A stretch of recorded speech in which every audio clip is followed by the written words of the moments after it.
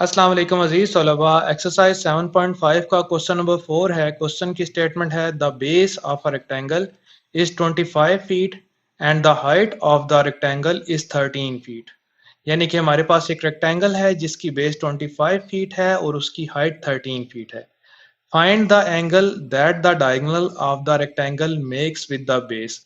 हमने वो वाला एंगल फाइंड आउट करना है जो इस रेक्टेंगल का डायगोनल इस रेक्टेंगल के बेस के साथ बनाता है। तो क्योंकि यहाँ पर रेक्टेंगल का जिक्र है तो सबसे पहले हम रेक्टेंगल ड्रॉ करेंगे। तो यहाँ पर हम एक रेक्टेंगल ड्रॉ कर लेते हैं, जिस तरह की ये आपको एक रेक्टेंगल नजर आ रही है। अब इस रेक्टेंगल का बेस नीचे वाली जो लेंथ है ये 25 फीट है और इसकी जो हाइट है ये 13 फीट है।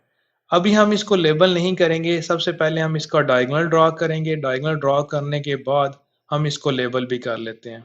डायगोनल क्या होता है? इस वर्टेक्स को इस वर्टेक्स से मिलाने वाली लाइन या इस वर्टेक्स को इस वर्टेक्स से मिलाने वाली लाइन। यानी कि ऑपोजिट वर्टिसेस को अगर हम मिलाते हैं तो जो लाइन हमें हासिल होती है उसको हम डायगोनल कहते हैं। तो इसका हम डायगोनल ड्रॉ करते हैं। हम इस वर्टेक्स को इस वर्टेक्स के साथ, ये जो दूसरा वर्टेक्स है इसके साथ मिलाते हैं। तो इस तरह हमारे पास ये जो लाइन हासिल होगी इसको हम डायगोनल कहेंगे। अब हम इसको लेबल करते हैं। अब देखें, क्योंकि गिवन था हमें कि इस रेक्टेंगल का बेस 25 फीट है तो यहां पर हम लिखेंगे 25 फीट। फीट को हम एफ टी से रिप्रेजेंट करते हैं और इसकी हाइट 13 फीट है तो इसको हम लिख लेते हैं 13, आगे एफ टी लिख लेते हैं। अब क्योंकि हमने वो एंगल फाइंड आउट करना था जो ये डायगोनल इसके बेस के साथ बनाता है, तो यहाँ पर हम एक एंगल बना लेते हैं और सपोज कर लेते हैं ये एंगल थीटा है। अब हमने थीटा एंगल फाइंड आउट करना है। देखें यहाँ पर ये जो एंगल बन रहा है इस कॉर्नर में, ये एक एल शेप एंगल है। इस तरह का एंगल है, तो जो इस तरह का एंगल होता है उसको हम 90 डिग्री का एंगल कहते हैं। इसके सामने वाली साइड हमेशा हाइपोटेनस कहलाती है। अब हमने दो साइड्स इन्वॉल्व करनी है। एक जो थीटा के साथ है, थीटा के मुल्हिका साइड है, ये इन्वॉल्व करनी है और दूसरी साइड जो थीटा के सामने साइड है। यानी कि ये दो चीजें इन्वॉल्व होंगी। हमने फार्मूला पढ़ा था कि ये थीटा के अपोजिट साइड और थीटा के एडजेसेंट साइड। तो हम तीन वर्ड हमने याद रखे थे। साइन के लिए मैंने कहा था कि आपने वर्ड याद रख लेना है सोह। इसका मतलब क्या होता है? Sine, S for sine, O for opposite side, H for hypotenuse. Cos के लिए मैंने कहा था काफ याद रख लेना है, यानी कि ये कॉस के लिए मैंने लिख दिया C for cos, A for adjacent side और एच फॉर हाइपोटेनस। और तीसरे नंबर पर टेन है, तो टेन के लिए मैंने कहा था वर्ड आपने याद रख लेना है टोआ, यानी कि T for tan, O for opposite side, A for adjacent side. तो देखिए यहाँ पर हमारे पास ये थर्ड केस बन रहा है। थर्ड केस में opposite side over adjacent side है। तो यहाँ पर भी देखें थीटा के ऑपोजिट साइड हमें गिवन है और थीटा के एडजेसेंट साइड गिवन है।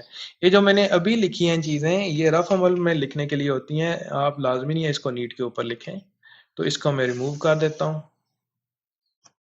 अब देखें, हमने मालूम करना था थीटा, तो हमने क्या रेशियो यूज करनी है जो मैंने अभी आपको समझाई है वो है टेजेंट थीटा। हम यहाँ पर लिखेंगे tan theta. Tan theta is equal to opposite side over adjacent side. तो ऑपोजिट साइड हमारे पास क्या है? थीटा की ऑपोजिट साइड। देखें ये थीटा है, थीटा की ऑपोजिट साइड हमारे पास वो सामने वाली आ रही है, वो है 13 फीट। तो यहां पर हम लिखेंगे 13 फीट